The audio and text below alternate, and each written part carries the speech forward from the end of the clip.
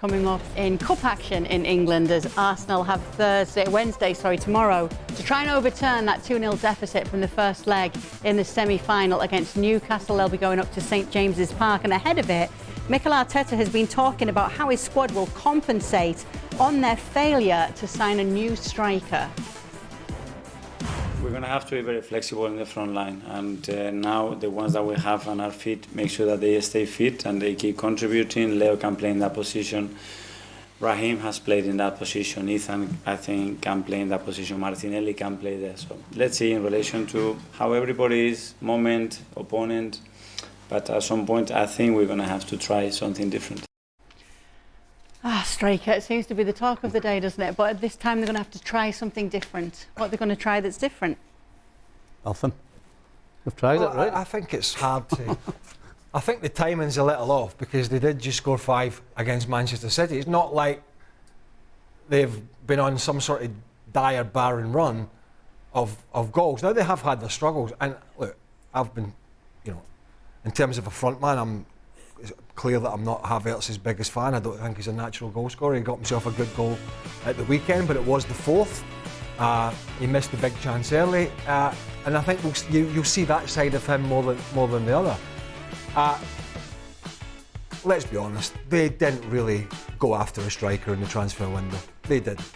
You don't throw a 60 million bid in for a team that's in the Champions League's top striker and think you're going to get away with it. That was just to show the fans. Yeah, we made a bid, we didn't get it, the player, so we move on. Arsenal knew that they're not going to get Ollie Watkins from Aston Villa for 60 million when Saudi Arabia are buying Aston Villa's sub for 77 million or whatever it is. Now, I know they've got more money than sense, but for me, this was Arsenal. Arsenal never really wanted, unless it was handed to them in a plate, I think anyway, somebody to play up front. Can somebody explain to me what's different right now that wasn't happening at the start of the season with Arsenal? Because they didn't have a centre forward at the start of the season. Nothing's changed. They've tried Trossard already in there. They've tried Muneri in there. They've had Havertz in there. The only thing so they're only going to do the same thing. The only thing that's changed is that they're a striker down with Jesus, albeit who is not a striker. So what's changed? Nothing. They're in the same place today as they were. What, many months ago? 7 months ago? And as Craig's saying, Oggy, it sounds like they knew that they're going to be in the same place come the end of the transfer window. Yeah, I was never quite convinced by Mikel Arteta saying he wanted a forward. I think he's one of these coaches that's come through, the last 10, 12 years that plays, is used to a false nine. He's come through the Spanish system.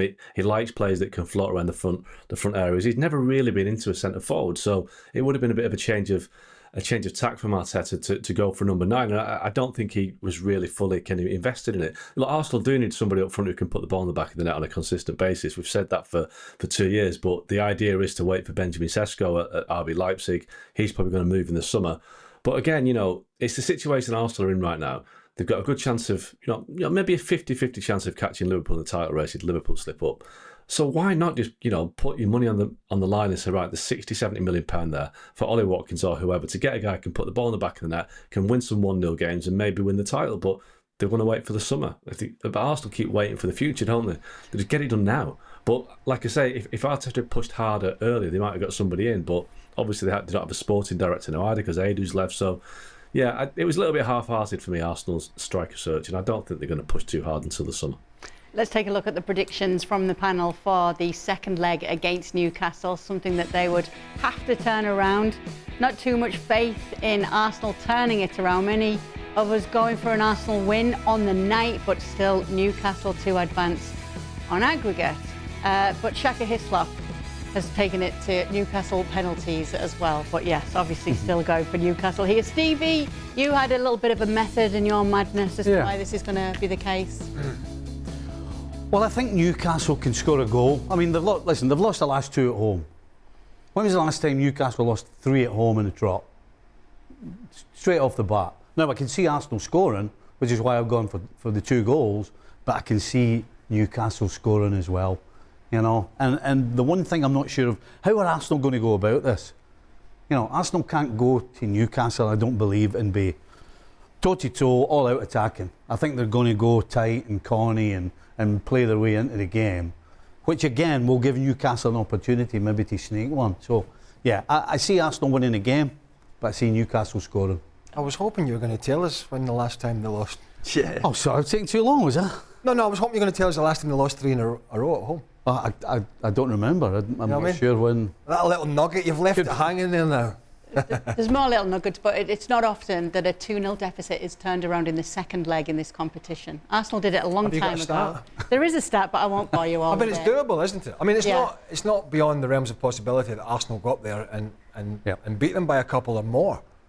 Because Newcastle went on a great run a few weeks ago, and then they've had a little stumble.